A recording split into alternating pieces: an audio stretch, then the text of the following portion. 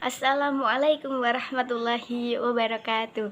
Hai teman-teman semua, berjumpa kembali dengan saya Titan Aprilia Fitri Zahrawani dari Prodi Kimia. Wah, selesai dah PBAK-nya ya, tapi tugasnya belum dong. Di sini saya akan menjelaskan sedikit tentang keterkaitan antara sains dengan karakter bullying. Kita bahas satu-satu ya teman-teman.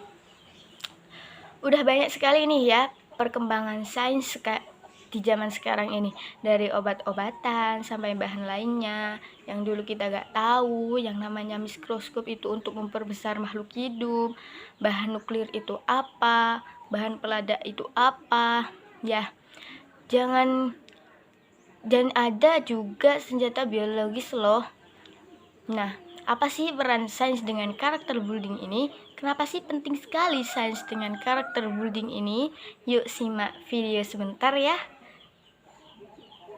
Ilmu pengetahuan ada untuk majuin umat manusia, tapi apa jadinya kalau kita bebas ngembangin apa aja, bahkan eksperimen mengerikan ke tubuh manusia? Akan segila apa sains jika kita nggak kenal batas-batas etika? Jawabannya itu akan ngeri-ngeri sedap. Karena nyatanya di masa lalu banyak eksperimen sains gila yang bukannya pakai kelinci percobaan, tapi langsung pakai manusia percobaan. Contohnya kayak penelitian ini yang dilakuin ke ratusan lelaki kulit hitam di Amerika. Di sana para pengidap sifilis diamatin untuk lebih mahamin penyakitnya. Ya, cuma diamatin tanpa diobatin, udah kayak nonton bola.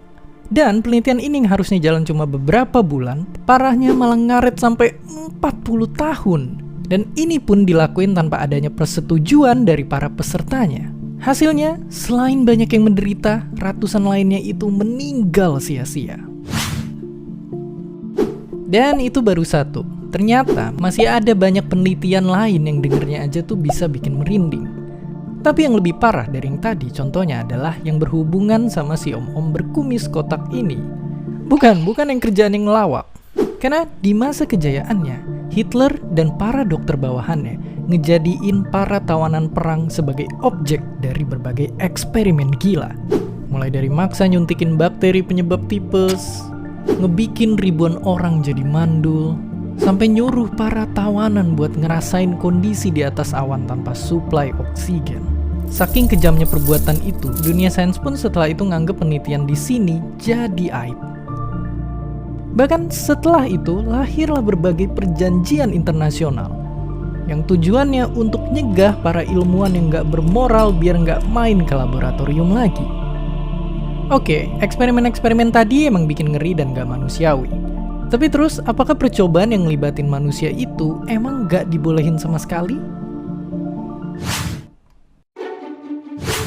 Jawabannya ya nggak juga, karena semua tergantung dari penelitiannya. Apakah manfaatnya gede dan setimpal sama risiko yang dihasilin? Makanya ibaratnya perlu ada penjaga gawang sains yang ngejamin kalau penelitian-penelitian yang dilakuin di seluruh dunia itu nggak kelewat batasnya. Oleh karena itu, kenalkan Komisi Etik. Ternyata mereka-mereka inilah yang ngejaga apakah penelitian di sains kita itu udah memperhitungkan dampak dan manfaat yang dibawa. Dan ternyata kalau nantinya penemuan kita terbukti ngerugiin, hasilnya itu harus segera ditarik dan diuji lagi. Salah satu contohnya kayak obat ini, yang dulu sempat diilangin dari pasaran, tapi dibalikin lagi karena emang ada manfaatnya juga. Jadi sekarang jelas, intinya nggak sembarang orang itu bisa jadi scientist.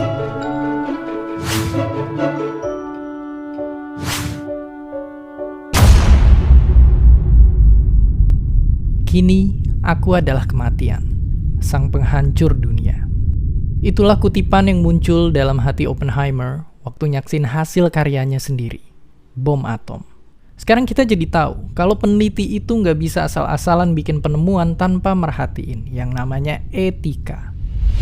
Karena satu ide yang kelihatan cemerlang di atas kertas, kalau nggak hati-hati, bisa jadi malapetaka buat umat manusia. Udah lihat kan videonya, apa aja nih yang bisa kalian ambil hikmahnya dari video tadi? Banyak sedikit sih ya kita bisa ambil dari video tadi. Ya, maka sains dan karakter building itu penting banget loh. Kenapa? Bayangkan aja kalian yang menjadi tawanan. Gak lucu dong, pasti banyak yang dirugikan. Jadi, kalau kalian menginginkan menjadi seorang ilmuwan, maka kalian harus mempunyai karakter yang baik pula. Karakter yang baik itu dibentuk dari mana?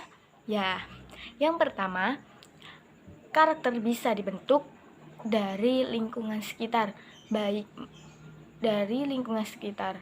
Maka jika seseorang tersebut berperilaku dicontohkan berperilaku baik sejak kecil, kalian diajarkan untuk berkata baik, maka perilaku tersebut dengan mudah tertanam jiwa seperti itu dalam diri anak tersebut. Selanjutnya yakni kebiasaan yang baik yang menimbulkan pikiran baik dan akan mencetak perilaku baik.